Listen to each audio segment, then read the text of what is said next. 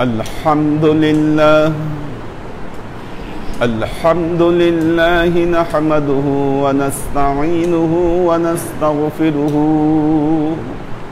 ونؤمن به ونتوكل عليه ونعوذ بالله من شرور أنفسنا ومن سيئات أعمالنا من يهد الله فهو المهتدي ومن يضلل فلن تجد له وليا مرشدا فنشهد أن لا إله إلا الله وحده لا شريك له ونشهد أن سيدنا وسندنا ونبينا محمدا صلى الله عليه وسلم الذي أرسله الله بالحق بشيرا ونذيرا وداعيا إلى الله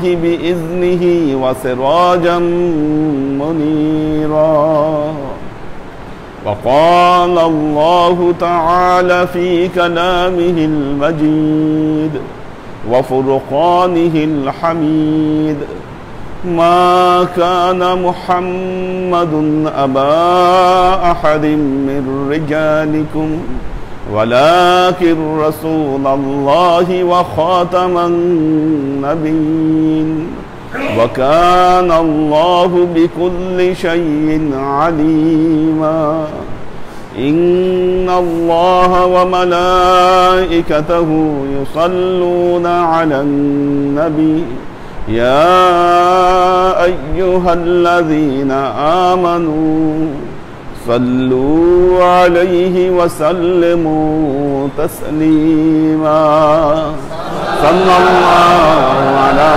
محمد صلى الله عليه وسلم صلى الله على محمد صلى الله عليه وسلم صلى الله على محمد صلى الله عليه وسلم আল্লাহর আশিক ও সালেক বৃন্দ, আমরা আজকে জুমায় সালাত সম্পর্কে আলোচনা করেছি। নামাজ একজন বান্দা ঈমানের পথে যিনি অগ্রসর হচ্ছেন, তার প্রাথমিক কর্তব্য হচ্ছে নামাজকে কায়েম করা। পবিত্র কোরআনে নামাজের ব্যাপারে 3টা কথা এসেছে, নামাজের কোয়ালিটির ব্যাপার। একটা হচ্ছে ফি সালাতিহিম কায়িমুন, আকামাস সালাত, নামাজ প্রতিষ্ঠা করা, এটা প্রথম কথা, প্রথম দায়িত্ব। কারণ যিনি নামাজকে প্রতিষ্ঠা করবেন না ও ঈমানদারি না, ঈমানের বাইরে। এজন্য একজন মুসলমান তার প্রাথমিক কর্তব্য হচ্ছে নামাজকে তার জীবনে প্রতিষ্ঠা করা। আর নামাজকে প্রতিষ্ঠা করতে গেলে তাকে যে কাজটি করতে হবে, নামাজের সাথে তাকে পায়বন্ধ হয়ে যেতে হবে, এটা প্রাথমিক দায়িত্ব। কিন্তু এতেই শেষ নয়, এতেই শেষ নয়। এই নামাজ যে তাকে মুক্তি দিবে, বিষয়টি এরকমও নয়। নামাজের মাধ্যমে যদি আল্লাহর নৈকট্য তাকে হাসিল করতে হয়, নামাজের মাধ্যমে যদি সফলতা অর্জন করতে হয়, এই নামাজের আরো 2টো স্টেপ রয়েছে। একটি হলো কদ আফলাহাল মুমিনুন আল্লাযীনা হুম ফি সালাতিহিম খাশিউন। প্রথম স্টেজ হচ্ছে সালাতে খাশিয়া, অর্থাৎ যেই নামাজের মধ্যে গভীর মনোযোগ চলে আসে, যেই নামাজের ভেতরে হালত পয়দা হয়, যেই নামাজের ব্যাপারে হুজুরে কলব, এরকম একটি শব্দ বলা হয়েছে, হুজুরে কলব, যে নামাজ সালেককে হুজুরে কলবের দিকে নিয়ে যায়, ওই নামাজ একজন বান্দাকে পরিপূর্ণভাবে মুক্তি দিয়ে দিতে পারে। কাজেই শুধু কায়িমুন দিয়ে হবে না, ফি সলাতিহিম খাশিউন হতে হবে।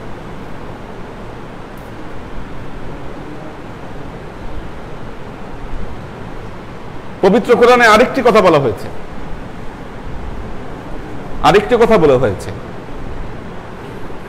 আল্লাযীনা হুম ফি সলাতিহিম দায়িমুন, আরেকটি কথা বলা হয়েছে সালাতে দায়মা। দেখুন তিনটা কথা, কিন্তু একটা কায়েম, একটা খাসিয়া, একটা দায়েম। তিন হালতের মধ্যে আসতে হবে একজন বান্দাকে। যখন একজন বান্দা এই তিনটা হালত নিজের উপর প্রতিষ্ঠা করতে পারবে, সেই বান্দা মুক্তি পাবে ইনশাআল্লাহ। না হলে শুধু নামাজ পড়া দিয়ে একজন বান্দা আল্লাহর কাছে মুক্তি পাবে না। কারণ পবিত্র কোরআনে আল্লাহ বলেছেন, ফাওয়াইলুল লিল মুসাল্লিনাল্লাযীনা হুম আন সালাতিহিম সাহুন।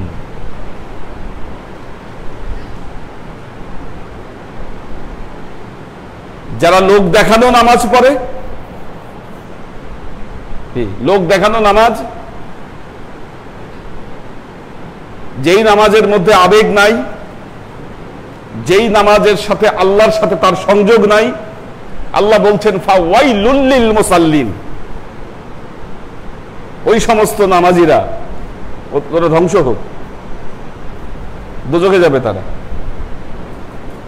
আল্লাহ তাদেরকে দোজখ দেবে।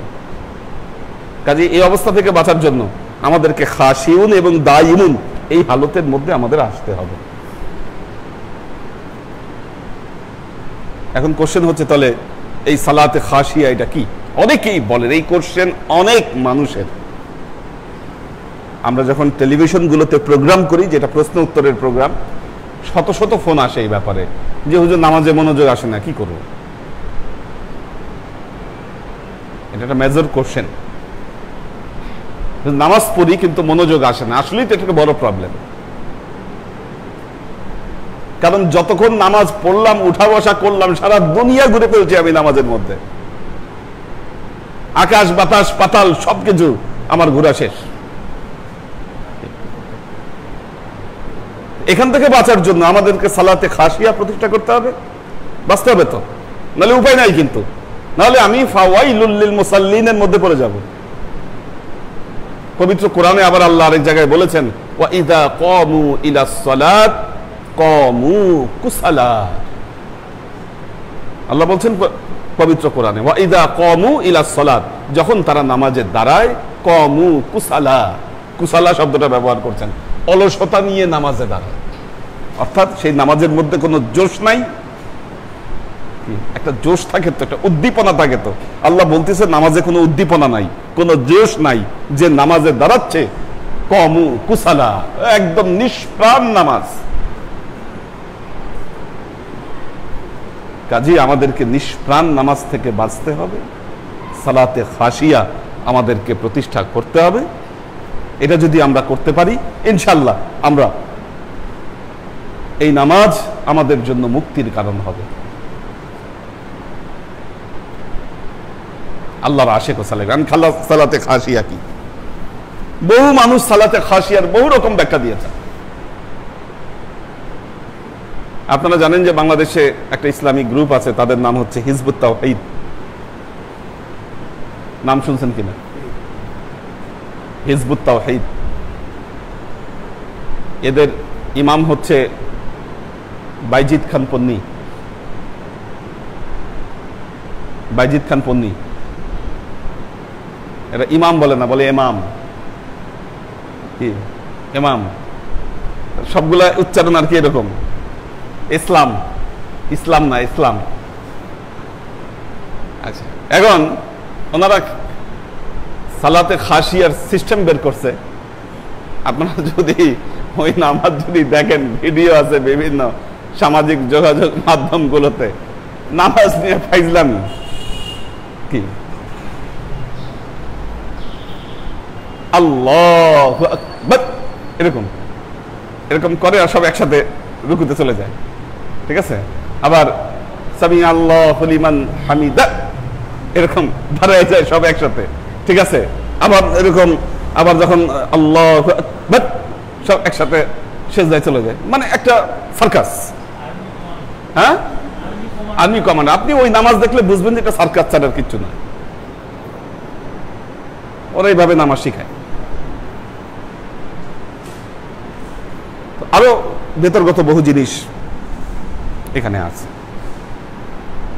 আর্মির রেফলাইট কি, এটার সাথে সালাতে খাসিয়ার বহুত পার্থক্য, বহুত পার্থক্য। আত্মার সংযোগ যদি আল্লাহর সাথে না হয়, কলবের সংযোগ যদি না হয়, আপনি রেফলাইট করলে, আর্মির মতো প্যারেড করলে নামাজের মধ্যে লাভ হবে কি?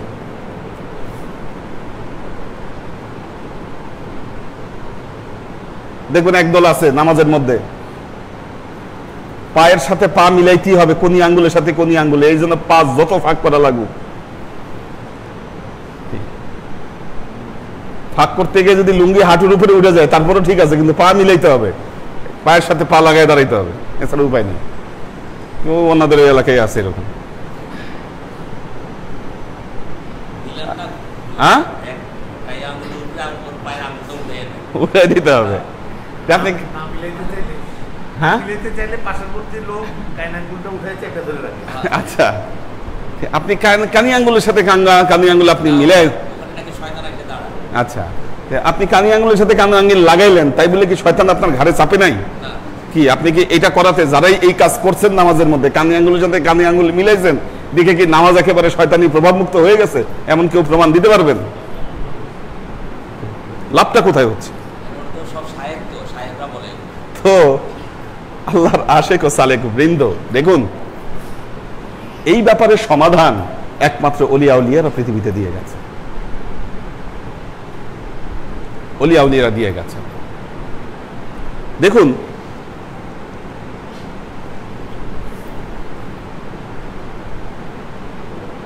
নামাজের ব্যাপারে রাসূলুল্লাহ সাল্লাল্লাহু আলাইহি ওয়াসাল্লাম একটি কথা বলেছেন, লা সালাতা ইল্লা বিহুজুরিল কলব, হুজুরে কলব ছাড়া নামাজ হয় না। আপনি যদি নামাজে দাঁড়ান তাহলে কলবের হুজুরিয়াত আপনার প্রয়োজন। এখন প্রশ্ন হচ্ছে এই কলবের হুজুরিয়াত আপনি কিভাবে পয়দা করবেন?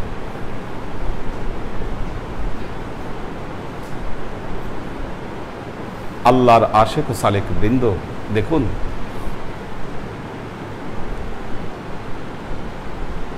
আমরা যদি আধ্যাত্মিক এক্সপেরিয়েন্স, স্পিরিচুয়াল এক্সপেরিয়েন্স যদি আমরা জীবনে অর্জন করতে চাই, আমাদের মাকাম হচ্ছে মুহাম্মদ মুস্তাফা সাল্লাল্লাহু আলাইহি ওয়াসাল্লাম।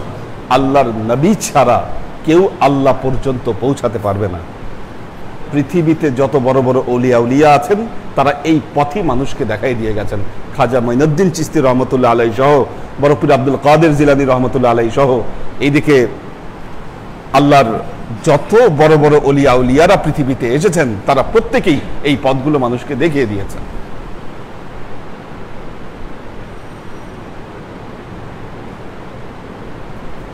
একটা জিনিস খেয়াল করবেন, খোলাফায়ে রাশেদার পর, এই কথাটা এর আগে বলেছি, আমাদের মুহররমের ক্লাসে বলেছি, খোলাফায়ে রাশেদার পরবর্তী যুগে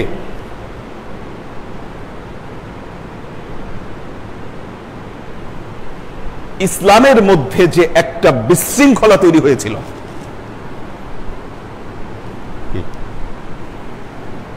ইসলামের মধ্যে যে একটা বিশৃঙ্খলা তৈরি হয়েছিল, বিভেদ তৈরি হয়েছিল,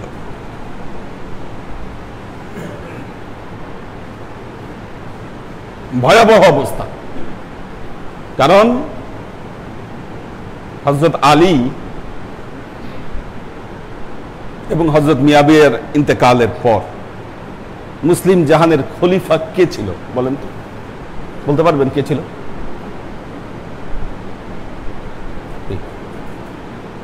নির্দিষ্ট কোনো খলিফা ছিল না তখন। মারওয়ান উমাইয়া সাম্রাজ্য সুসংহত করার আগ পর্যন্ত, এদিকে মারওয়ান এসে এটাকে সুসংহত করলো, কিন্তু মারওয়ান আসার আগে তো একটা বিরাট বড় যুগ চলে গেছে। তখন ইসলামে খালি একজন খলিফা না, কয়েকজন খলিফা। এইদিকে আব্দুল্লাহ বিন জুবায়ের তার নিজেকে খলিফা দাবি করত, এইদিকে মুখতার সাকাফি তাকে নিজেকে খলিফা দাবি করত, ইয়াজিদ তো খলিফা দাবি করেছি 6 বছরের মধ্যে শেষ। ইয়াজিদ এক এক জায়গায় এক একজন নিজেদেরকে খলিফা দাবি করছে, এরকম একটা বিশৃঙ্খল অবস্থা। শেষ পর্যন্ত মারওয়ান বিন হাকাম, উনি হযরত ওসমানের সচিব ছিলেন, আস্তে আস্তে আস্তে আস্তে করে উনি পুরো এই জায়গাগুলা সবাইকে দমন করে, বিদ্রোহ দমন করে, যত খলিফার দাবিদার ছিল একে একে সবাইকে কিল করে পরে উনি হয়ে গেছে খলিফা। একটা ব্লাড শেডিং হিস্টোরি ইসলাম। হ্যাঁ, এখন এই যে আব্দুল্লাহ বিন জুবায়ের যার কথা বললাম, উনি ছিল মক্কায়, উনি মক্কা ছাড়েন নাই কখনো, এবং মক্কার শাসনকর্তা ছিলেন উনি। ইয়াজিদ যখন মক্কা আক্রমণ করেছিল, হুসাইন বিন নোমায়ের ছিল সেনাপতি, তখন মুখতার সাকাফি আর আব্দুল্লাহ বিন জুবায়ের এনারা দুইজন একসাথে মিলে ইয়াজিদের সেনাবাহিনীকে প্রতিহত করছে।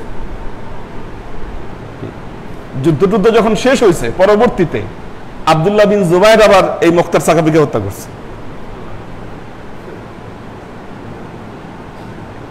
হাজ্জাজ বিন ইউসুফ এসে আবার মক্কা আক্রমণ করে আব্দুল্লাহ বিন জুবায়েরকে হত্যা করছে। Blood shedding history. আপনি বলেন তো, এই জিনিসগুলোর সাথে আল্লাহর নবীর আহলে সুফার যে সদস্যগুলা ছিলেন, যারা আহলে বেইতের সদস্য যারা ছিলেন, তাদের কাদের সম্পৃক্ততা ছিল এখানে? কেউ এটার সাথে সম্পৃক্ত ছিলেন না। ইমাম হুসাইন তো এই অন্যায় এবং অবিচারের প্রতিবাদ করতে গিয়ে তিনি শাহাদত বরণ করলেন। তিনি এই অন্যায় অবিচারগুলো বুঝতে পেরেছিলেন যে মুসলিম উম্মাহ কোন দিকে যাচ্ছে, উনি এটা প্রতিবাদ করেছিলেন। এই প্রতিবাদ করতে গিয়ে তিনি শাহাদত বরণ করেছিলেন। তাহলে এনার কোথায় গেলেন হযরত আবু হুরায়রা রাদিয়াল্লাহু তাআলা আনহু? কি আহলে সুফার সদস্যদের যে এই যে লিস্ট, নামের লিস্ট, 70 জনের লিস্ট ইতিহাসে পাওয়া যায়, কি এনারা তো জ্ঞান বিজ্ঞান চর্চায় যথেষ্ট ভূমিকা রেখেছেন। হযরত আবু হুরায়রা রাদিয়াল্লাহু তাআলা আনহু সর্বোচ্চ হাদিস বর্ণনাকারী, তিনি কি উনি আহলে সুফার সদস্য। হযরত আবু যার গিফারি রাদিয়াল্লাহু তাআলা আনহু, কি হযরত আবু হুরায়রা রাদিয়াল্লাহু তাআলা আনহু চাবুক খাইছে, তো পরে তারা চাবুক দিয়ে পিটানো হয়েছে। আমরা তো আজকে এগুলা ইতিহাস চর্চাও করি না, ইতিহাস নিয়ে আলোচনাও করি না। ওনাকে চাবুক দিয়ে পিটানো হয়েছে। উনি বলেছিলেন যে আমাকে আজকে মারছো, কিন্তু আল্লাহর নবীর কাছ থেকে আমি এমন কিছু কথা জানি। সহিহ বুখারীর হাদিস, এটা সহিহ বুখারীতে আসছে এই হাদিস। উনি বলতেছেন আমি আল্লাহর নবীর কাছ থেকে এমন কিছু কথা জানি, আমি যদি সেগুলো বলি তোমরা আমার কণ্ঠনালী ছিঁড়ে ফেলবে। হযরত আবু যার গিফারি রাদিয়াল্লাহু তাআলা আনহু আহলে সুফার অন্যতম সদস্য।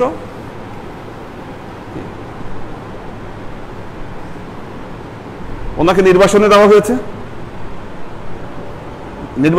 হয়েছিল। অর্থাৎ আল্লাহর নবীর কাছের মুহিব্বিন যারা ছিলেন, তারা খোলাফায়ে রাশেদার পরবর্তী যুগে এই নষ্ট পলিটিক্সের সাথে তারা নিজেদেরকে জড়ান নাই। ওনারা জিকির, আজকার, আল্লাহর নবীর যে তরিকার চর্চা, এই চর্চায় তারা ডুব দিয়েছিল।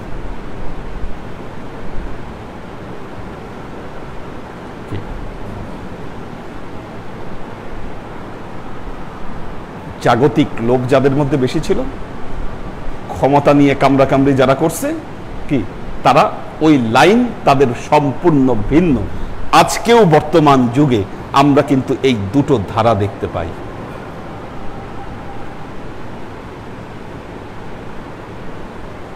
আল্লাহর ওয়ালিদের ধারার সাথে ক্ষমতালোভী ওহাবীদের ধারার মিল হয় না। এই কারণ এই যে ডিভাইডেশন, এটা আজকের না, 1000 বছরের পুরনো। আমাদের কথা, আমাদের আমল, আমাদের তরিকা, এটার সাথে তাদের তরিকা, তাদের আমল কখনো মিলবে না।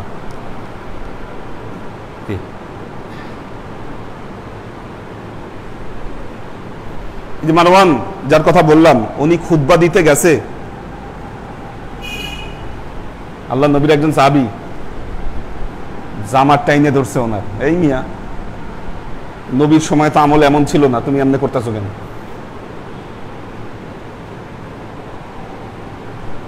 নবীর সময় আমল ছিল না।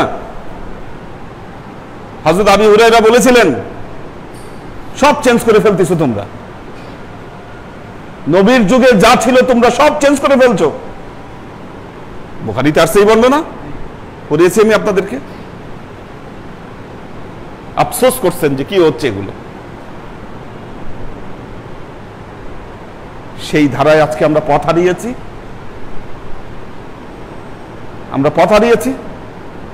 এখন পথ খুঁজে পাচ্ছি না। কাজেই মনে রাখবেন, গড্ডালিকা প্রবাহে যদি গা ভাসিয়ে দেন, গড্ডালিকা প্রবাহে যদি গা ভাসান, আপনার মুক্তির উপায় নাই।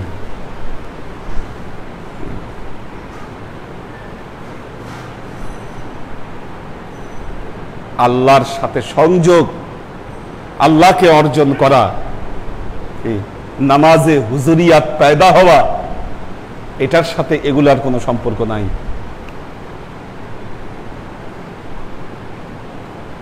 কাজেই আল্লাহর আশেক ও সালেক বৃন্দ, যে সালেক, আসল কথায় আসে, যে সালেক নামাজে দাঁড়ায়, মনে রাখবেন, যে সালেক নামাজে দাঁড়ায় কিন্তু তার মুর্শিদ এবং তার নবী মুহাম্মদ মুস্তাফা সাল্লাল্লাহু আলাইহি ওয়াসাল্লামের ইক্তিদা করে না, তার নামাজে কখনো হুজুরিয়াত পয়দা হবে না, তার নামাজ কখনো নামাজে খাশিয়া হবে না।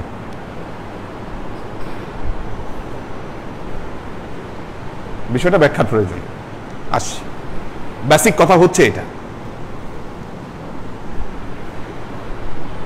কিভাবে ইক্তেদা করবেন মুর্শিদের। নামাজের মধ্যে দেখবেন একটা খেলা হয় আপনার সাথে, একটা খেলা চলে। খেলাটা কি?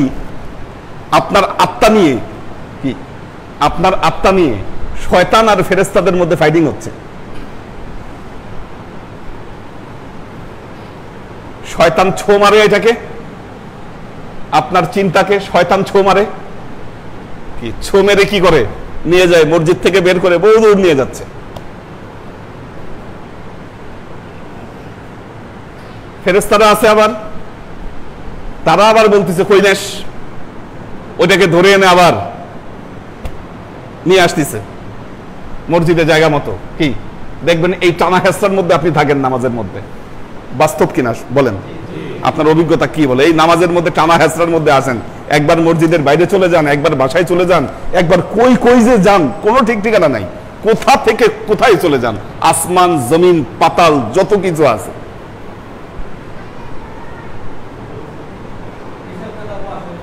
হ্যাঁ, হিসাব কিতাব তখন মিলেও ভালো, প্রবলেমের সমাধানও আসে ভালো, সবকিছু। তার কারণ হলো শয়তানের চাইতে তো জ্ঞানী মানুষ তো কম আছে। তো শয়তানের চাইতে জ্ঞানী মুআল্লিমুল মালায়েকা, মারাত্মক ব্যাপার। শয়তান কিন্তু আল্লাহ তো তাকে মেধা যে দিয়েছে, 1000 বছরের মেধা, তখন সে হেল্প করে। আল্লাহ দিচ্ছে তাকে, এটা আল্লাহর দেওয়া তার। কাজে এই যে যুদ্ধের মধ্যে আপনি আবর্তন ঘটছেন, আপনি তো এখান থেকে কুল কিনারা পাচ্ছেন না। পাবেন কেমনে? আপনার সিস্টেম তো ঠিক নাই।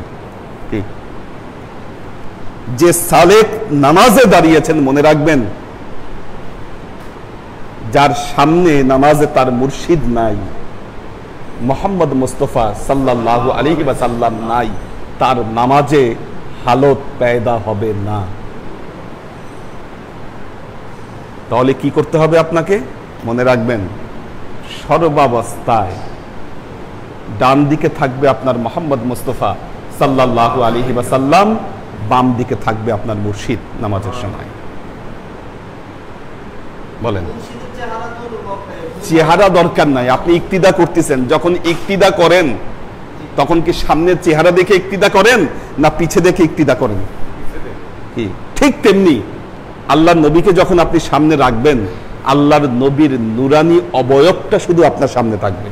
কি চেহারা মুখ্য বিষয় নয়, খালি সাদা নুরানি অবয়ব দেখবেন আপনি, আর বিশ্বাস করেন, নবীকে যখন আপনি সামনে নিয়ে আসবেন, মক্কা মুআজ্জামা থেকে শুরু করে আল্লাহর আরশ সবকিছু আপনার সামনে প্রস্ফুটিত হবে।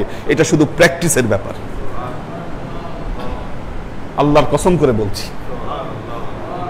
প্র্যাকটিসের ব্যাপার শুধু এটা, আর কিচ্ছু না। আসে না কেন? আপনি প্র্যাকটিস করেন না।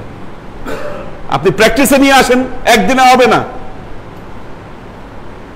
কিন্তু যখন এই বিষয়টা আপনি প্র্যাকটিসে নিয়ে আসবেন, কি যখন দেখবেন শয়তান আপনাকে ছো মারছে, শয়তান আপনাকে ছো মারছে, মুর্শিদকে স্মরণ করেন, ফিরে আসবেন আপনি জায়গা মতো ট্র্যাকে। কি ট্র্যাকে ফিরে আসলে তো হবে না, আগাইতে হবে তো আপনাকে, কি আগাইতে হবে তো আল্লাহর দিকে। কি সেখানে যখন আপনি আগাবেন, আপনার চিত্ত যখন সেই দিকে অগ্রসর হবে, আপনি মুহাম্মদ মুস্তাফা সাল্লাল্লাহু আলাইহি ওয়াসাল্লামের দিকে আপনি জেহেন দেন। আল্লাহর ওলিরা এভাবেই তাদের সালেককে এই নির্দেশনাগুলো দিয়ে গেছেন। আপনার ইবাদত বন্দিগির সামনে রাসূলুল্লাহ সাল্লাল্লাহু আলাইহি ওয়াসাল্লাম বলেছেন, যেই নামাজে, সহিহ হাদিস, এই হাদিসও পড়িয়েছি আপনাদেরকে, সহিহ বুখারীর হাদিস, যেই নামাজে আমার এবং আমার আলের উপর দরুদ পড়া হয় না, ওই নামাজ বাতিল, নামাজ হয় না। যে নামাজে আমার উপর দরুদ হয় না, কি কত মারাত্মক ব্যাপার, চিন্তা করেন।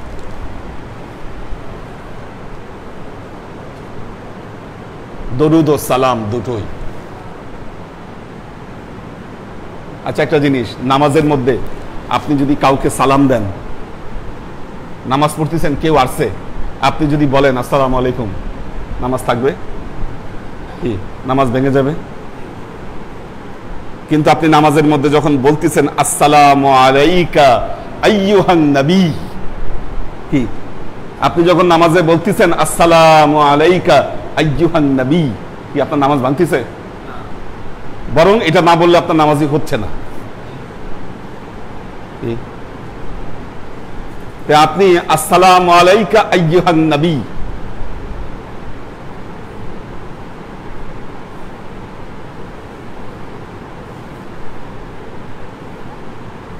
আপনি আপনার কল্পনায় আপনার বাড়ির আম গাছে উঠে আপনি আম খাচ্ছেন, আর নামাজের মধ্যে কি আপনার জেহেন কিন্তু ওইখানে, কি আম খাচ্ছেন আপনি, আর আপনি এখানে বলতেছেন আসসালামু আলাইকা আইয়ুহান নবী। কি হলো কিছু? কি করতেছেন আপনি? এটা ভণ্ডামি ছাড়া কি আপনার এই নামাজ?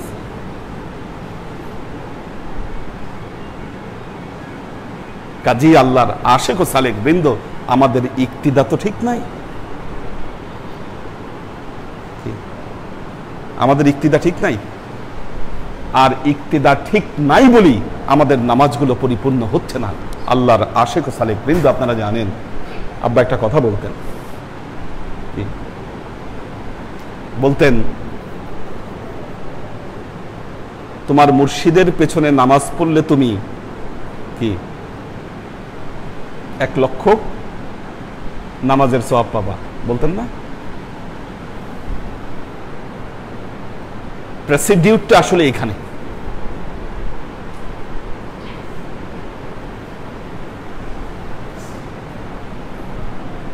আপনারা একটা জিনিস জানেন যে আব্বা একটা বিষয় খুব রাগ করতো যদি মুরিদের জানাজা অন্য কোথাও পড়া হতো।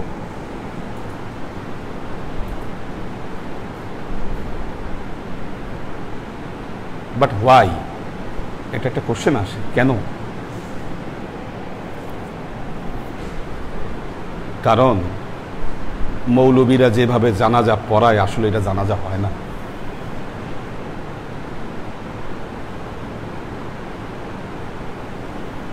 মুর্শিদের জানাজার গুরুত্বটা কিন্তু অনেক বড় একটা ব্যাপার। জানাজা শুধু সামাজিক প্রসিডিউর না, জানাজার নামাজের গুরুত্বটা খুব মারাত্মক। কারণ আল্লাহর নবী একটা জিনিস খেয়াল করে দেখবেন, বাকি অনেক নামাজ তায়াম্মুম করে পড়তেন, জানাজার নামাজ অজু ছাড়া পড়তেন না আল্লাহর নবী। কি গোসল করার সুযোগ থাকলে গোসল করে নিতেন, অথবা পানি দিয়ে অজু করে তারপর জানাজার নামাজ পড়তেন। কারণ জানাজার নামাজের বিষয়টা আলাদা।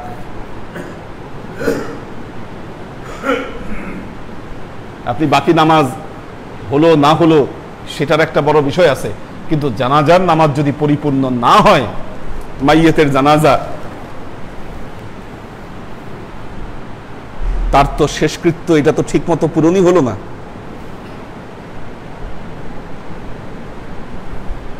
বড় একটা রিস্ক থেকে যায় এখানে। এই জন্য যাকে তাকে দিয়ে জানাজা পড়ানো ঠিক নয়। যাকে তাকে দিয়ে জানাজাটা পড়ানো অন্তত পক্ষে ঠিক নয়। কাজেই আল্লাহর আশিক ও সালেক বৃন্দ, নামাজে যদি আপনাকে খাসি অমন হালত যদি আপনাকে পয়দা করতে হয়, আপনার মুর্শিদকে আপনার সামনে রাখতে হবে। নামাজে মোহাম্মদ মুস্তাফা সাল্লাল্লাহু আলাইহি ওয়াসাল্লামকে আপনার সামনে রাখতে হবে। কি না হলে কখনো আপনার নামাজে খাসিয়া হবে না। আমরা আজকে অদ্ভুত ফাজলামি,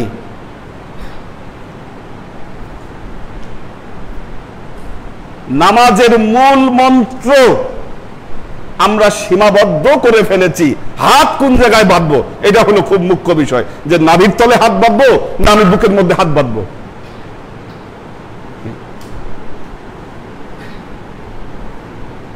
আপনি নাভির তলে হাত বাঁধেন, বুকের মধ্যে হাত বাঁধেন, আর হাত ছেড়ে দিয়ে আপনি নামাজ পড়েন।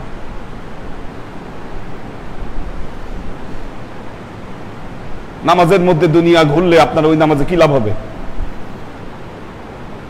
আজকে আমরা যে সিলি বিষয়গুলো নিয়ে মারামারি করি, কেন করি?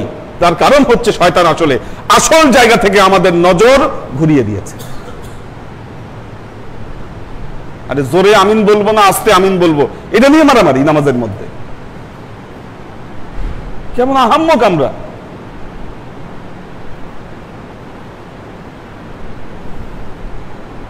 আপনি জোরে আমিন বলেন আর আস্তে আমিন বলেন,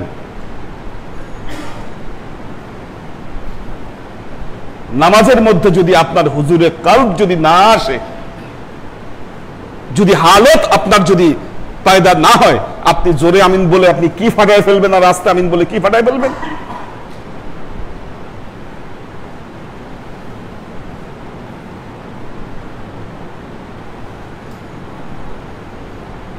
আল্লাহর আশিক ও সালেক বৃন্দ, আমাদের নজরগুলোকে শয়তান ঘুরিয়ে দিয়েছে আজকে।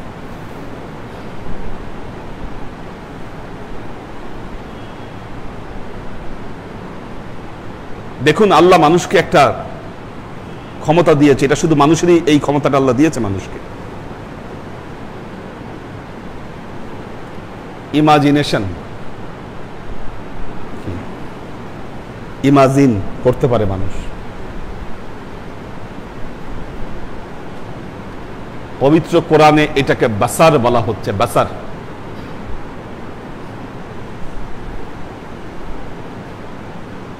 গরু ছাগল এরা কিন্তু ইমাজিন করতে পারে না। ক্রিয়েটিভ কোনো কিছু তৈরি করা এটা মানুষের পক্ষে সম্ভব, অন্য কোনো প্রাণীর পক্ষে সম্ভব না।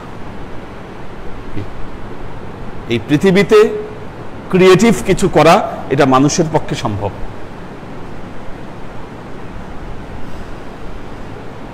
একটা পরীক্ষায় দেখা গেছে, বিজ্ঞানীরা পরীক্ষা করেছে, আফ্রিকার জঙ্গলে কিছু বন মানুষ আছে যাদের বুদ্ধি আছে, একটু শার্প বুদ্ধি।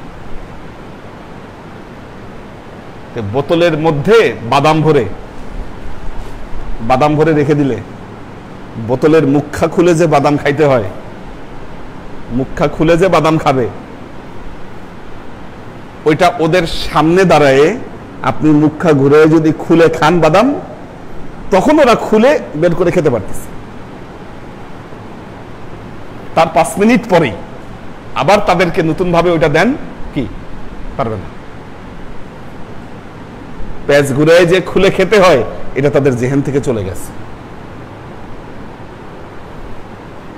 আল্লাহ তাদেরকে ওই ক্ষমতা দেয় নাই। একটা গরু, একটা ছাগল, একটা বিড়াল, কি একটা বিড়াল, তাদের এই ইমাজিনেশন ক্ষমতা নাই। কি তারা চাইলেই এই ভাব তার মনে আসতে পারবে না যে আমি দাঁড়িয়েছি আমার নবী আমার সামনে উপস্থিত, আমার ইক্তিদা আমার নবীর পিছে। হবে না? এটা পারবে না সে। আপনি আপনার মুর্শিদ থেকে বিচ্ছিন্ন হওয়ার পর যদি আপনার ইমাজিনেশনে আপনি আপনার মুর্শিদকে নিয়ে আসতে পারেন আপনার তাসাব্বুরের মধ্যে, খেয়ালের মধ্যে, কি তাহলে বোঝা যাবে যে না, আপনি মারেফতের পথে, আধ্যাত্মিকতার পথে আপনি অগ্রসর হচ্ছেন। কি মুর্শিদকে যখন আনতে পারবেন, এক সময় মুহাম্মদ মুস্তাফা সাল্লাল্লাহু আলাইহি ওয়াসাল্লামও আপনার সামনে হাজির হবে। কি এটা কি এই জন্য আল্লাহর নবীকে হাজির এবং নাজির জানা, এই যে কথাটা বলা হয়, কেন? নাজির মানে কি দেখা, হাজির মানে উপস্থিত জানা। শেষ একটা কথা বলবো, দেখুন কবরে কয়টা প্রশ্ন করবে? 3টা। আরেকটা রিওয়ায়াতে 4টা আছে। তো আল্লাহর নবী বলেছেন এই প্রশ্নগুলোর মধ্যে 3 নম্বর কোশ্চেনটা হচ্ছে সবচাইতে ভয়াবহ। 3 নম্বর কোশ্চেন, এটা হচ্ছে সবচেয়ে মারাত্মক। এবং এক হাদিসে আল্লাহর নবী বলেছেন, আন্নাকুম তুফতানুনা ফিল কবরি কা ফিতনাতি মাসিহিদ দাজ্জাল। আল্লাহর নবী বলেছেন, কাল কবরের মধ্যে তোমাদের কাছে দাজ্জালের ফিতনার মতো ফিতনা উপস্থিত হবে তোমার সামনে। যখন তোমাকে 3 নম্বর প্রশ্নটা করা হবে, মান হাযার রাজুলুল্লাযী বুইসা ইলাইকুম, এই লোকটা কে যাকে তোমার সামনে নিয়ে আসা হয়েছে, এই কোশ্চেন যখন করা হবে, ওইটা হবে তোমার জন্য সবচাইতে বড় কোশ্চেন, সবচাইতে বড় ফিতনা। মান হাযার রাজুলুল্লাযী বুইসা ইলাইকুম, এই লোকটা কে যাকে তোমার সামনে নিয়ে আসা হয়েছে।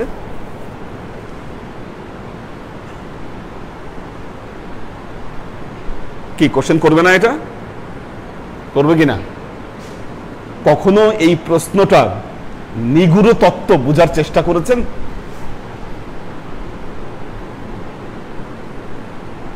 কবরে চলে গেছেন, আপনি কবরে চলে গেছেন, দুনিয়ার সব কার্যক্রম আপনার শেষ, দাফন কাফন শেষ, মাটি চাপা দেওয়া শেষ, আত্মীয় স্বজন ব্যাক করছে। এই সময় মুনকার নাকির এসে উপস্থিত হয়েছে আপনার সামনে। প্রথম 2টা কোশ্চেন শেষ, মান রব্বুকা মা দীনুকা কোশ্চেন শেষ। 3 নম্বর কোশ্চেনে বলছে, মান হাযার রাজুল। খুব খেয়াল করেন, এটাই শেষ কথা বলবো। কারো কারো একটু জীবানী আসতেছে, জীবানী ছাড়ান, এটাই লাস্ট। মান হাযার রাজুল, কে এই রাজুল? জিজ্ঞাসা করতেছে, মান হাযার রাজুল। আচ্ছা, তার মানে কি মুনকার নাকির কি ওখানে মশকরা করতে গেছে? সামনে কেউ না আসলে, কেউ না থাকলে কেউ মিথ্যা কথা বলতেছে? আমরা এতটুকু জেহেন দিয়ে চিন্তা করি না। বলতেছে মান হাযার রাজুল, এই রাজুলটা কে? বুইসা ইলাইকুম,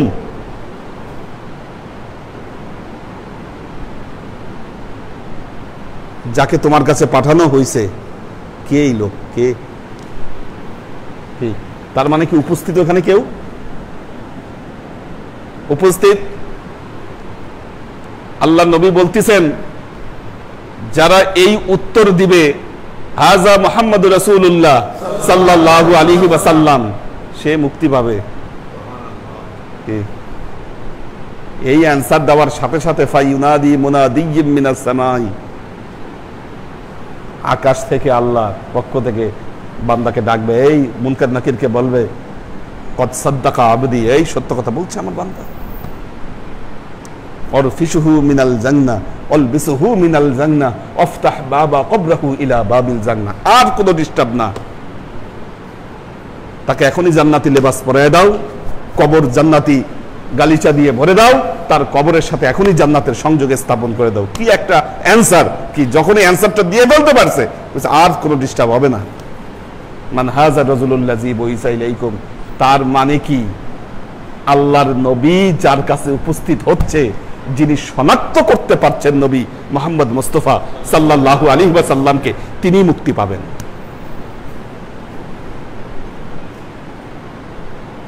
বরহাত বিশ্বাস করবেন সবার জন্য আল্লাহ নবী সেখানে যাবেন না, ইম্পসিবল ব্যাপার, সবার জন্য যাবেন না আল্লাহর নবী। আপনি যদি এই দুনিয়ায় আপনার নামাজের সামনেই আল্লাহর নবীকে আপনি হাজির না করতে পারেন, কি আপনি কিভাবে আশা করেন কবরে আপনার সামনে আল্লাহর নবী উপস্থিত হবে?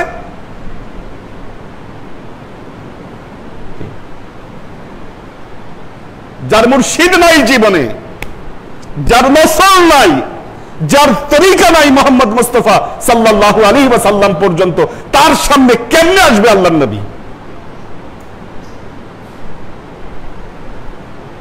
আমরা আজকে দিনকে ফাইজলামি বানায় ফেলছি, এত সস্তা নয়।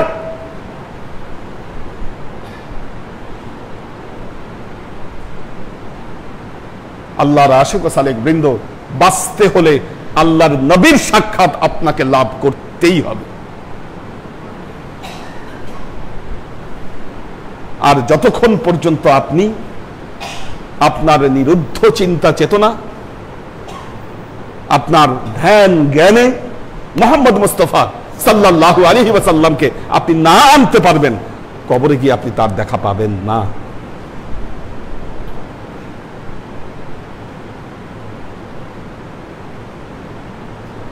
আল্লাহ আমাদেরকে তৌফিক দান করুন। বারাকাল্লাহু লানা ওয়া লাকুম ফিল কুরআনিল আযীম ওয়া নাফা'ানা ওয়া ইয়্যাকুম লা আয়াতি ওয়া যিকরিল হাকীম ইন্নাহু তাআলা জাওয়াদুন কারীমুম মালিকুন বাররাউফুর রহিম।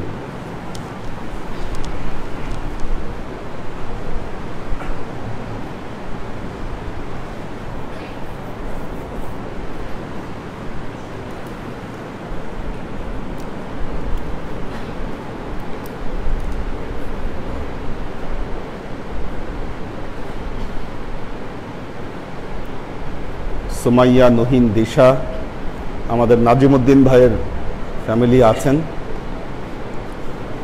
মোহাম্মদ মারুফুর রহমান সালাম দিয়েছেন সবাইকে। সাগর সরকার আছেন। আলী আকবর ভাই সিক, একটু অসুস্থ হয়ে পড়েছেন, দোয়া চেয়েছেন আমাদের আলী আকবর ভাই। আমি জানি না কীরকম অসুস্থতা, যদি জ্বর আসে তাহলে কিন্তু ওষুধগুলো খেতে হবে। জ্বর থাকলে ওনার কাছে প্রেসক্রিপশনটা পৌঁছায় দিবেন, কারণ জ্বর যদি থাকে তো প্রেসক্রিপশনটা ফলো করতে হবে, করোনার যে প্রেসক্রিপশন। কি হয়েছে সেটা পরের ব্যাপার, কিন্তু ওষুধ স্টার্ট করে দিতে হবে। ওনার সাথে কথা বলে এই জিনিসটা কনফার্ম করেন। আনোয়ারা শরীফ সালাম জানিয়েছে। আমরিন শরীফ সবাইকে সালাম জানিয়েছে, পরিবারের সদস্যদের।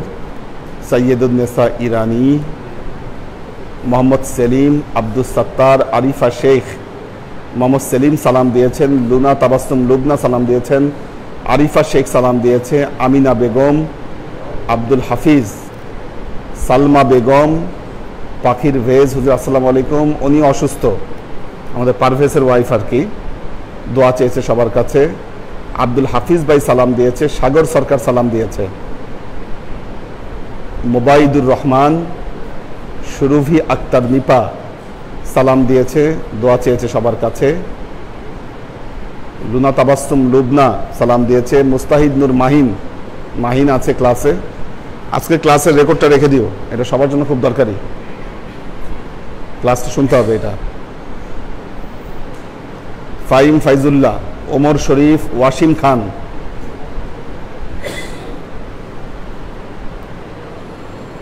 আচ্ছা,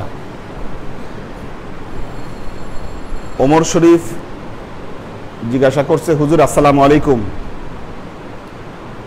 একটা প্রশ্ন, বায়াত গ্রহণ করতে গেলে কি বাবা মার অনুমতি লাগবে? যদি বাবা মা অনুমতি না দেন তাহলে কি করা উচিত? এখানে একটা বিষয় দেখতে হবে,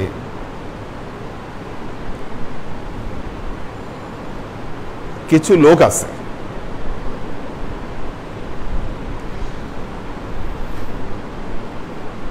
বাবা মার খবরও কোনোদিন নেয় না।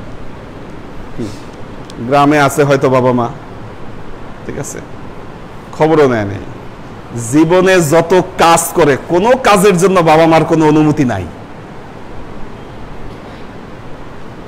খালি বয়াত হওয়ার জন্য আমার বাবা মার অনুমতি লাগবে, নাহলে হবে না। যদি আপনার হালত এই হয় যে হ্যাঁ সত্যি আপনি আপনার বাবা মার অনুমতি ছাড়া কিছু করেন না, বা আপনার বয়সটা ওই পর্যায়ের, হ্যাঁ সেই ক্ষেত্রে অনুমতি দরকার আছে। আপনারাই জানেন কার হালত কোন অবস্থায়।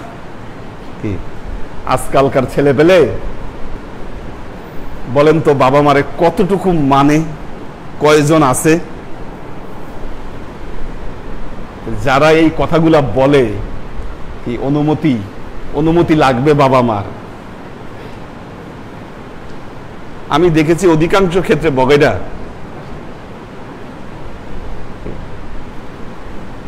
জীবনে কোনোদিন বাবা মার কথা শুনে কিছু করে নাই। সে নামাজ পড়তে বলছে বাবা মার, হ্যাঁ নামাজও ঠিক মতো পড়ে নাই, পড়াশোনা করতে বলছে জীবনে, পড়াশোনাটাও ঠিক মতো করে নাই। কি বাবা মা পড়াশোনা করতে বলছিল, তুমি পড়াশোনা না করে রাস্তায় রাস্তায় আড্ডা মারছো, তখন বাবা মার অনুমতি কইছিল? বাবা মা যখন ভালো কাজের কথা বলছিল তখন তো তুমি তার কোনো কথা শুনো নাই, সব সময় তাকে ডিনাই করে আসছো, তখন তোমার বাবা মার অনুমতি কইছিল? জীবনে কোনো কাজে তোমার বাবা মার অনুমতি লাগে নাই, এখন তুমি ধর্মের একটা কাজে আগাইতে চাচ্ছ, ভালো কাজে, এখন আমার অনুমতি লাগবে।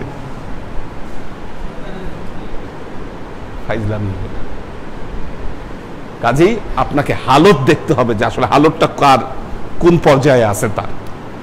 হ্যাঁ আপনি একেবারে 100% আপনার বাবা মার হবে আছেন, সে পরিস্থিতি ভিন্ন। কি সে পরিস্থিতি ভিন্ন। তবে যারা বলেন বাবা মা বেঁচে থাকলে পীরের হাতে বয়াত হওয়া লাগে না, এই কনসেপ্ট ভুল। কি এটা ভুল কথা। অনেকে বলে আমার বাবা মাই পীর। আপনার বাবা মা কি ধর্মীয় জ্ঞানে জ্ঞানী না তিনি আধ্যাত্মিক জ্ঞানে জ্ঞানী? হ্যাঁ আপনার বাবা মা যদি সেই অবস্থা হয় যে আল্লাহ এবং তার রাসূল পর্যন্ত তিনি আপনাকে পৌঁছাইতে সম্ভব, ঠিক আছে, সেক্ষেত্রে হতে পারে আপনার বাবা মা আপনার পীর। আর যদি এটাতে তিনি ব্যর্থ হন তাহলে বাবা মা তার এই পীরত্ব দিয়ে হবে না। তার কারণ হলো আল্লাহ এই যে পীরের ইত্তেবা করা, এটা সূরা লোকমানের মধ্যে এটা বর্ণনা করেছেন। বর্ণনা করার আগে পিতামাতার হকের কথা আল্লাহ বলেছেন।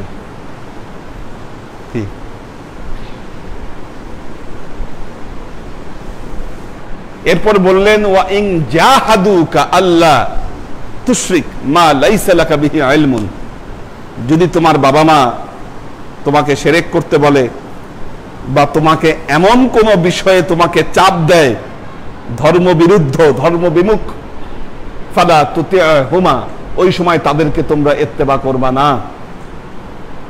ওয়া সাহিবাতুহুমা ফিদ দুনিয়া মারুফা, তবে হ্যাঁ দুনিয়ায় তাদের সাথে ভালো ব্যবহার করতে হবে। কি ইত্তেবা করবা না মানে যে তাদের সাথে খারাপ ব্যবহার করবা, এটা হবে না। ওয়া সাহিবাতুহুমা ফিদ দুনিয়া মারুফা। এরপরে আল্লাহ বলছেন ওয়াত্তাবি সাবিলা মান আনাবা ইলাইয়া সুম্মা ইলাইয়া মারজিউকুম ফাউনাব্বিউকুম বিমা কুনতুম তা'মালুন। ওয়াত্তাবি সাবিলা, এমন একজনের পথকে ইত্তেবা করো, মান আনাবা ইলাইয়া, যে আমার দিকে অগ্রসর হয়েছে। তাহলে কি হবে? সুম্মা ইলাইয়া মারজিউকুম, তোমাদের মারজা হব আমি আল্লাহ।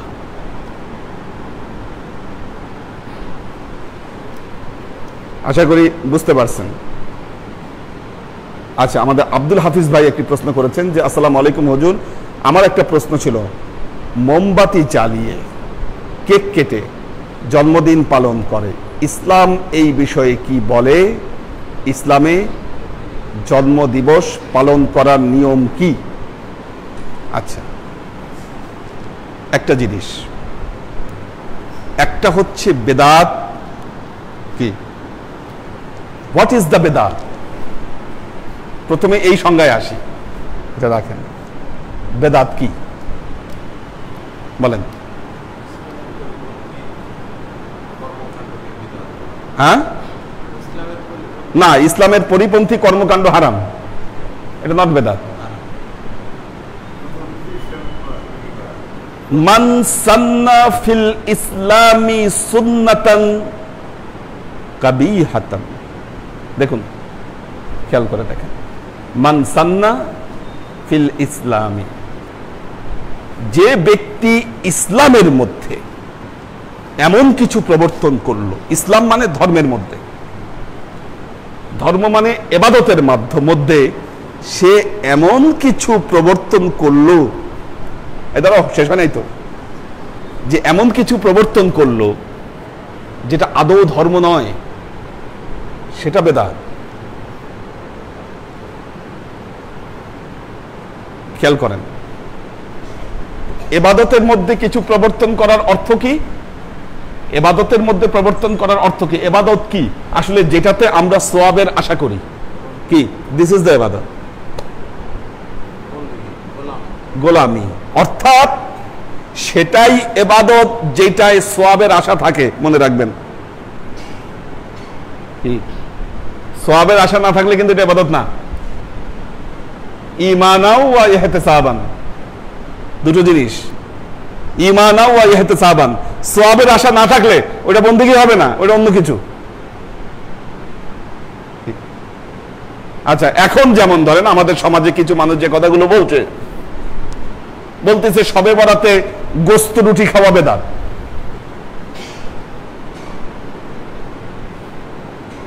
আপনি বাজার থেকে আটা কিনে আইনে রুটি বানাইছেন, গরু জবাই করে আপনি গোস্ত নিয়ে আসছেন, এটার সাথে বেদাতের কি সম্পর্ক?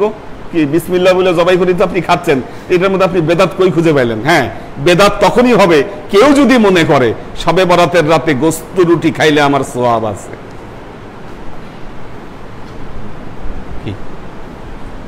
এটা বেদাত। আচ্ছা, পয়লা বৈশাখ আসলে আমাদের এখানে একটা প্রথা আছে, কি? পান্তা ইলিশ খায়। দেখুন, দুটো জিনিস, একটা হলো আমাদের ধর্মীয় রেওয়াজ, ধর্মীয় প্রথা, দ্বিতীয়ত হলো আমাদের সামাজিক প্রথা। কি কোশ্চেন হলো, সামাজিক প্রথাগুলো কি ইসলামে হারাম? This is the big question, যে আমাদের সামাজিক প্রথাগুলো ইসলামে হারাম কিনা। হ্যাঁ, ওই সামাজিক প্রথাগুলো ইসলামে হারাম যা শিরকের কাছাকাছি বা যা ইসলামী আইনের সম্পূর্ণ পরিপন্থী। কি এখন আপনার সমাজে যদি পাশ্চাত্য সমাজে যেমন প্রথা আছে যে নতুন বছর আসলে কি করে ওয়াইনের বোতল খুলে কি ওইটা ছড়ায় ছিটায় তারা মদ খায়, এটা হচ্ছে সামাজিক প্রথা। ভুটানের সামাজিক প্রথা হচ্ছে কোনো বাড়িতে গেলেই আপনাকে ওরা মাটির পেয়ালায় করে আপনাকে মদ দিবে, ওদের ঘরে বানানো মদ, এটা নিয়ম ওদের। তারপরে ওরা ওই মদের পেয়ালা হাতে নিয়ে ওখানে আঙ্গুল ডুবায়ে, এই আঙ্গুল ডুবায়ে 3 বার গডের জন্য, ওইটা তাদের যে প্রভু তার জন্য সেটা উৎসর্গ করে 3 বার। হ্যাঁ, তারপর খায়, মানে আল্লাহরে আগে মদ দেয়, তাদের খোদাকে আগে মদ খাওয়ায়। হ্যাঁ, তিনবার এরকম তাদের খোদার জন্য মদ দিয়ে তারপর নিজেরা খায়। ওদের ধারণা আর কি। এটা যেহেতু শরাবের সাথে সম্পৃক্ত, শরাব সম্পূর্ণ হারাম ইসলামে, কাজে এই সামাজিক প্রথা আমাদের জন্য বৈধ নয়। কিন্তু এছাড়া আল্লাহ তার কালামে পাকে বলেছেন, ওয়াজআলনা কাবাইলা ওয়া শুউবান লিতাআরাফু, কোরআনে আল্লাহ বলেছে। এরপর বলতেছে ইন্না আকরামাকুম ইনদাল্লাহি আতকাকুম, আল্লাহ বলতেছেন ওয়াজআলনা কাবাইলা ওয়া শুউবান লিতাআরাফু, আমি তোমাদেরকে পুরো মানব জাতিকে আমি কাবিলায় কাবিলায় বিভক্ত করেছি। কাবিলা মানে কি? গোত্র। কাবাইলা ওয়া শুউবান, তাদেরকে আমি কিছু শুউব দিয়েছি। শুউব, শুউব মানে কি? তাদের কিছু প্রথা আমি দিয়েছি। দেখেন ইসলাম কিন্তু অনেক উদার। আল্লাহ বলেছে আমি জাতিতে জাতিতে বিভক্ত করেছি, প্রত্যেক জাতির কিছু শুউব আমি দিয়েছি। সব শুউবান কি? কেন? লিতাআরাফু, যেন একে অপরকে আলাদা করে তারা চিনতে পারে। তার মানে কোরআন জাতিগত যে প্রথাগুলো রয়েছে এগুলোর স্বীকৃতি দিয়েছে। আমি ঘটনাগুলো এর আগেও বলেছি যে আপনি পয়লা বৈশাখে, এটা তো হিজরি সাল, হিজরি সালের শুরু, পান্তা খাইলে কোনো সমস্যা নাই, কারণ পান্তার মধ্যে কোনো সোয়াবের আশাও নাই, ইলিশ মাছ খাইলেও কোনো ভেজাল নাই, কোনো সোয়াবের আশাও নাই। কিন্তু পেঁচা নিয়ে দৌড়াদৌড়ি করলে ভেজাল আছে। কি? পেঁচা নিয়ে দৌড়াদৌড়ি করলে ভেজাল আছে, কারণ সেটাকে বলা হচ্ছে মঙ্গল শোভাযাত্রা, ওটা নাকি মঙ্গল নিয়ে আসে। আপনি পেঁচা নিয়ে দৌড়াইলে মঙ্গল আনবে, এটা তো পুরোপুরি সেরেকি ধারণা। কি? এটা ভয়ঙ্কর অপরাধ। আপনি ওই দিনে পাঞ্জাবি পরেন, কোনো সমস্যা নাই, যে কালারের পাঞ্জাবি খুশি আপনি পড়তে পারেন, কোনো ভেজাল নাই। ইসলামে ওটা বিধিনিষেধ দেয় নাই। যেখানে বিধিনিষেধ দেয় নাই সেখানে আপনার কথা বলার কোনো ফ্যাক্টর নাই। কি? এখন কারো জন্মদিন, ঠিক আছে, উনি কেক কাটলেন, কেক একটা হালাল খাবার, ওটাতে যদি কোনো হারাম ইনগ্রিডিয়েন্টস থাকে তাহলে সমস্যা আছে, তাহলে ওটা খাওয়া হারাম। তবে মোমবাতি না জ্বালানোই উত্তম, কারণ এই মোমবাতির সাথে আবার জেরেস্টেরিয়ানদের কিছু বিশ্বাস মিলিত থাকে। যদিও আপনি সে বিশ্বাস নিয়ে হয়তো কাটবেন না, কিন্তু তারপরেও মনের মধ্যে একটা মঙ্গলের সেই, এই যে মঙ্গল প্রদীপ, এরা যে হিন্দুরা যে মঙ্গল প্রদীপ জ্বালায়, হ্যাঁ, মানে ওই অগ্নি ধারায় সূচি হোক ধরা, অগ্নি বানে।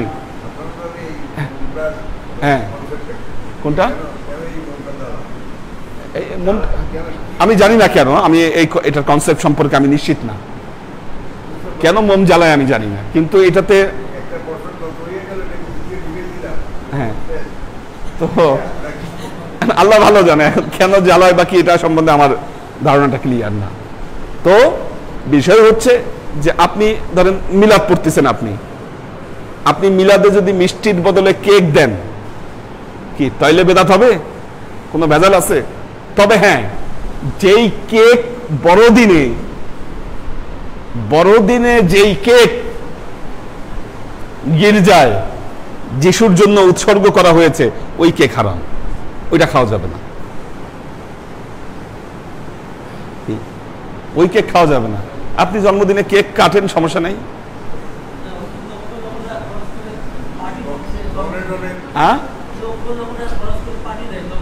আচ্ছা, হ্যাঁ, আচ্ছা, যারা লক্ষ টাকা খরচ করে পার্টি দেয় আর এই ধরনের পার্টি করে, আপনি তাদের জন্মদিন চোখে পড়তেছে কেন? ওই পার্টিগুলোতে কত শরীয়তের লঙ্ঘন করছে। কি ওখানে আপনি জন্মদিন টাইনে আনার, ফালতু একটা জিনিস টাইনে আনার কোনো দরকার আছে?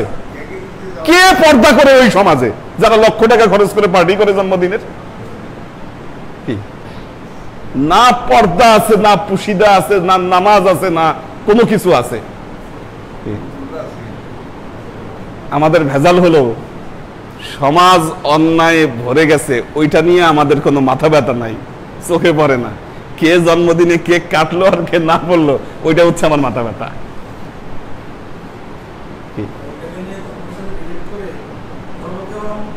আচ্ছা, তো মজার বিষয় হচ্ছে এগুলা কত বড় বড় আকাম হয়ে যাচ্ছে। কি আজকে যে মৌলবীদের যা অবস্থা, রাস্তাঘাটে গানের পার্টি করতেছে, যাত্রা পালা সবই হচ্ছে, কোনোটাই বাধা দিতে পারে না। মসজিদে মিলাদ পড়লে খবর আছে, সর্বনাশ। কি রাস্তায় গান বাজায় নাচানাচি করতেছে নারী পুরুষ, দুনিয়া উদ্ধার হয়ে যাচ্ছে। কি কোথাও কথা বলা, বাধা দেওয়ার ক্ষমতা নাই। মসজিদে কেন মিলাদ পড়লো, সর্বনাশ, ইসলাম শেষ।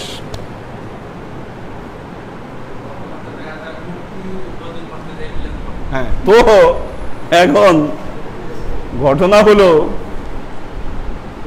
হলো আপনি আজকে এগুলা রাইজ করছে কেন? কি মানুষের কিছু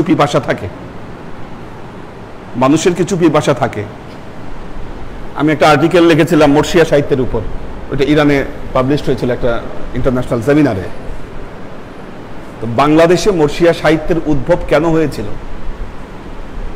উদ্ভবটা হয়েছিল এর আগে এখানে কীর্তন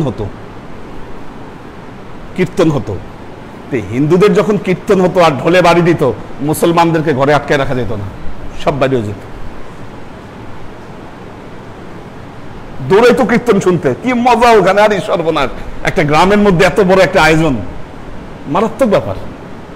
লুকায় হইলো, দিনের বেলায় না গেলেও রাতের বেলায় মুসলমান ছেলেবেলেরা সব চলে যেত ওখানে। হ্যাঁ, এখন দেখলো বিপদ, এর বিপরীত একটা ধারা যদি তৈরি না করা যায় তাহলে ইমান ঠিক রাখা যাবে না। তখন এনারাও শুরু করলো, ওরা যেমন কীর্তন, রাধাকৃষ্ণ, হরিকৃষ্ণ এগুলা কীর্তন করত, তখন এরা এখানে শুরু করলো হুসাইন মাকতুল, হুসাইন বদ, শহীদে কারবালা, কি এই বিষয়গুলো তখন এরা শুরু করলো, যাতে এদেরকে ধরে রাখার জন্য। সুতরাং দেখুন একটা জিনিস, একটা ব্যাকগ্রাউন্ড বলি, যেই সমস্ত মুসলমানেরা ইরানে,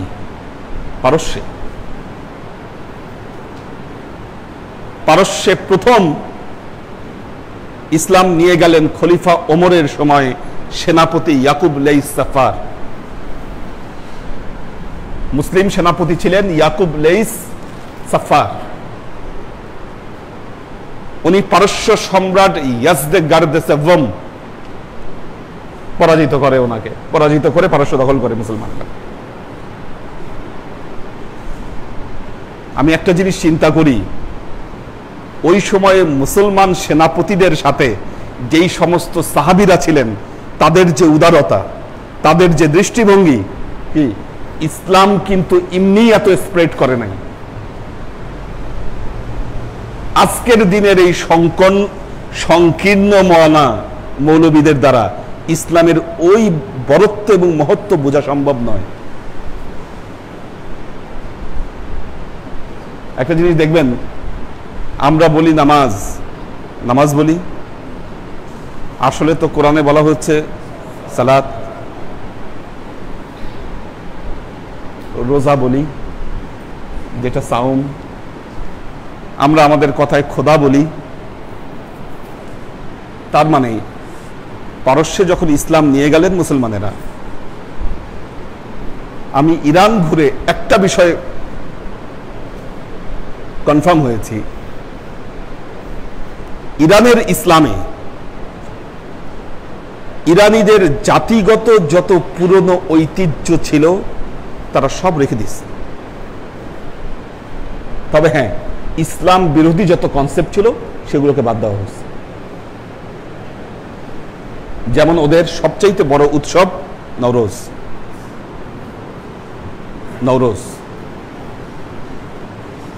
এই নওরোজে ওরা একটা জিনিস বানায়, এটার নাম হলো হাফত সিন। খুব সুন্দর জিনিসটা। ওরা একটা হাফ সিন মানে ঘরের মধ্যে একটা সুফরে সাজায় ওরা একটা,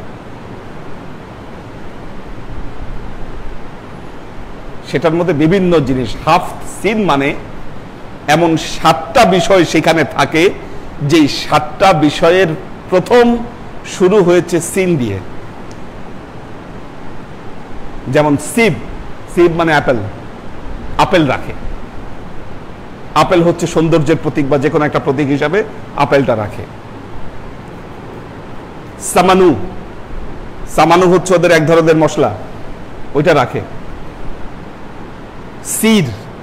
সির মানে হচ্ছে রসুন রাখে। সেক্কে পয়সা রাখে। সেরকে সিরকা, আমরা সিরকা ইউজ করি, সিরকা রাখে। এরকম 7টা সিন দিয়ে তৈরি ওদের ওই সুফসার মধ্যে থাকে। পোস্ট ইসলামিক যুগে এসে সেখানে তারা কোরআনটাকে অ্যাড করছে। কোরআন রেখে দেয়, বছরের শুরু করে ওটা এটা দিয়ে। যেহেতু ইসলামিক স্কলাররা ওনারা রায় দিয়েছেন এখানে যে না, একে ইসলাম বিরোধী কোনো কিছু নাই, কাজে এটা করা যেতে পারে। এখন ইসলাম যখন গিয়েছে পারস্যে, তখন পারস্যবাসীরা মুসলিম সেনাপতিদেরকে জিজ্ঞাসা করছে, আচ্ছা ভাই আপনারা সালাত বলেন, আমরা নামাজ বললে কোনো সমস্যা আছে কি?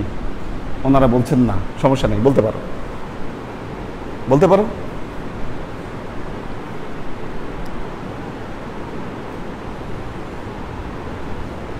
আমরা কিন্তু নামাজকে প্রার্থনা বলবো কি, এই মানসিকতা এখনো আমাদের তৈরি হয়নি, কারণ আমাদের ধর্ম প্রচারকরা এতটা উদারতা এখানে দেখাতে পারেনি।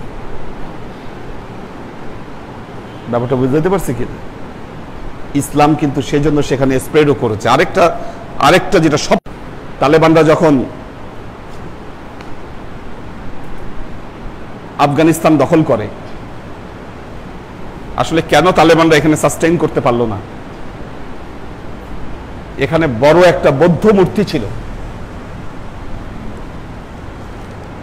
এক পাহাড়ে খোদাই করা ছিল সেই বৌদ্ধ মূর্তি, অনেক বড়। তার মানে কয়েক হাজার বছরের পুরনো সেটি। আফগানিস্তানে কি এর আগে আল্লাহ নবীর সাহাবীরা আসে নাই? ওনারাও তো দেখছে ওইটা কি, ওনারা কেউ হাত দেয় না ওইটার মধ্যে। কেন? কারণ এটা হচ্ছে একটা ইতিহাসের সাক্ষী, এটা একটা হিস্টোরিক্যাল ডকুমেন্ট। কাজেই হিস্টোরিক্যাল ডকুমেন্ট নষ্ট করা যায় না, এই বিধান ইসলামে নাই। আল্লাহ নবী এরকম বহু হিস্টোরিক্যাল ডকুমেন্ট রেখে দিয়েছেন। যে মুসলিম সেনাপতিরা পারস্যে গিয়েছে, যত হিস্টোরিক্যাল ডকুমেন্ট সেখানে আছে, কি মূর্তির ছবি, কি কোনো কিছু তারা নষ্ট করে নাই, ডিস্ট্রয় করে নাই, সব রেখে দিয়েছে তারা ওখানে পারস্যে। এই তালেবানরা আফগানিস্তান দখলের পর এই হাজার বছরের যে পুরনো বৌদ্ধ মূর্তি, শিরক উৎখাতের নামে ডায়নামাইট দিয়ে ওইটা ভেঙে ফেলছে। আপনি জানেন যে চীনের সাথে তাদের যে সংঘর্ষটা তারপর থেকে শুরু হয়, ডায়নামাইট দিয়ে ভেঙে শিরক উৎখাত করছে। কিন্তু একটা যে এত বড় ইতিহাস হারিয়ে গেল, এটা যে আরো বড় অপরাধ, এটাতে এই আহম্মক গুলার মাথার মধ্যে ঢুকে নাই। কি এই যে মসজিদে নববী, জান্নাতুল বাকি, যে জান্নাতুল বাকিতে আমরা জিয়ারত করতে যাই, এই যে সাহাবীদের যে কবরগুলো ছিল, কবরের উপর যত স্মৃতি স্তম্ভ ছিল, এগুলো তো সব ইতিহাসের সাক্ষী ছিল। এই জিনিসগুলো এরা ক্ষমতা এসে সব ভেঙে ফেলছে। কেন? শিরক উৎখাতের নামে। শিরক উৎখাত করতে হবে, ইতিহাস ভ্যানিশ করে দিছে। একটা জিনিস মনে রাখবেন, ইহুদি খ্রিস্টানদের টার্গেট হচ্ছে মুসলমানদের ইতিহাসকে ধ্বংস করে দেওয়া। বাগদাদ যখন দখল করছে, বাগদাদ দখল করার পর বাগদাদ লাইব্রেরিতে আগুন ধরাই দিছে। ভাই কেন লাইব্রেরিতে আগুন ধরালো? লাইব্রেরিতে আগুন ধরানোর উদ্দেশ্য হচ্ছে মুসলমানদের ইতিহাস ঐতিহ্য ধ্বংস করে দাও, ধ্বংস করে দাও। নেক্সট টার্গেট হচ্ছে তুরস্ক। এই ইহুদি খ্রিস্টানদের তুরস্ক একদম হট টার্গেট এখন, কারণ এরদোয়ান মাথা চারা দিয়ে উঠছে। আজকে আমরা এগোতে পারছি না। তো ইসলামে উনি প্রশ্ন করেছেন, ইসলামে জন্মদিন পালন করার নিয়ম কি? ইসলামে জন্মদিন পালন করার কোনো নিয়ম নাই, এটা ইসলামিক কোনো ফ্যাক্টর না। এটা ব্যাপারটা বুঝাইতে পারছি? কোশ্চেনটাই ভুল, ঠিক আছে? ইসলামে জন্মদিন পালন করার নিয়ম কি?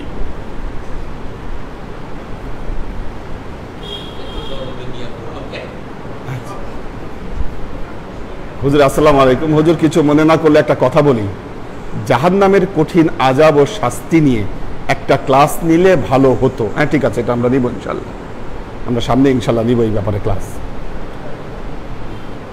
আচ্ছা, ওয়াসিম খান ইতালি থেকে একটা প্রশ্ন করছে। আসসালামু আলাইকুম হুজুর, একা বা জামাতে নামাজ পড়ার সময় কেউ যদি নামাজে মনোযোগ বাড়ানোর জন্য চোখ বন্ধ করে নামাজ পড়ে, তাহলে নামাজের হক আদায় হবে কিনা? হ্যাঁ, এই ব্যাপারে সুনির্দিষ্ট নির্দেশনা রয়েছে। সেই নির্দেশনা হলো চোখ বন্ধ করলে যদি হুজুরে কলব আসে, যে কথাটা বললাম যে আপনি চোখ বন্ধ করলে আপনি আল্লাহ নবীকে সামনে দেখতে পাচ্ছেন, আপনার ইক্তিদায় আপনার মুর্শিদকে দেখতে পাচ্ছেন, এটা হুজুরে কলব কি? এই হুজুরে কলব আসলে চোখ বন্ধ করা যাবে, এটা ফেকার ইলমে ফেকার নির্দেশনা এটা। কিন্তু আপনার চোখে বিস্তর ঘুম, চোখ বন্ধ করে নামাজটা পড়লে আপনার ভাল লাগতেছে কি? ফজরের সময় দেখবেন যে কেউ লাইট জ্বালাইলে খেপে যায়, ফজরের সময় লাইট জ্বালাইলে খেপে যায়। অনেক মসজিদে আমি দেখছি মুসল্লি খেপে যায়, কারণ ঘুম থেকে উঠে গেছে, এই লাইট জ্বালাইলে তার মেজাজটা খারাপ হয়ে যাচ্ছে, তার একটা মানে ঘুম ঘুম একটা আবহ একটা ভাবের মধ্যে ডিস্টার্ব হচ্ছে, এই জন্য সে খেপে গেছে। আপনার ঘুম ঘুম ভাব যদি আসে সেই সময় চোখ বন্ধ করে নামাজ পড়া মাকরুহ।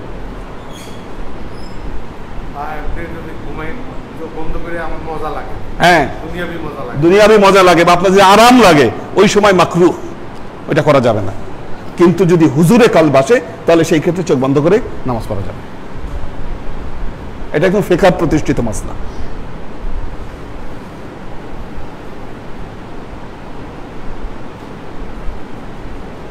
পপিয়ারা জামান সুমি সালাম দিয়েছে। সাইফুল রিঙ্কু বাহরাইন থেকে আমাদের ক্লাস শুনছে।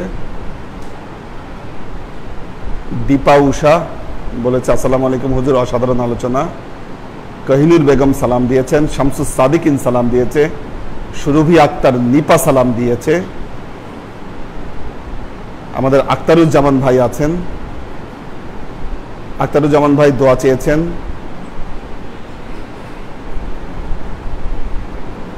নাজমুল আলম বলেছেন হুজুর ভালো লাগলো ভিডিওটা লাইভ দেওয়ার জন্য, থ্যাঙ্কস, আলোচনাটা খুব সুন্দর, অনেক ধন্যবাদ। মোহাম্মদ আজাদ সালাম দিয়েছেন, আলহামদুলিল্লাহ ভালো লেগেছে, জিজ্ঞেস করছেন কেমন আছি। আল্লাহ আমাদের সবাইকে রহম করুন, আল্লাহ কবুল করুন, আল্লাহুম্মা আমিন। আল্লাহুম্মা সাল্লি আলা মুহাম্মাদিন ওয়া আলা আলি মুহাম্মাদিন কামা সাল্লাইতা আলা ইব্রাহিম ওয়া আলা আলি ইব্রাহিম ইন্নাকা হামিদুম মাজিদ। আল্লাহুম্মা বারিক আলা মুহাম্মাদিন ওয়া আলা আলি মুহাম্মাদিন কামা বারাকতা আলা ইব্রাহিম ওয়া আলা আলি ইব্রাহিম ইন্নাকা হামিদুম মাজিদ। রব্বানা যালামনা আনফুসানা ওয়া ইন লাম তাগফির লানা ওয়া তারহামনা লানাকুনান্না মিনাল খাসিরিন।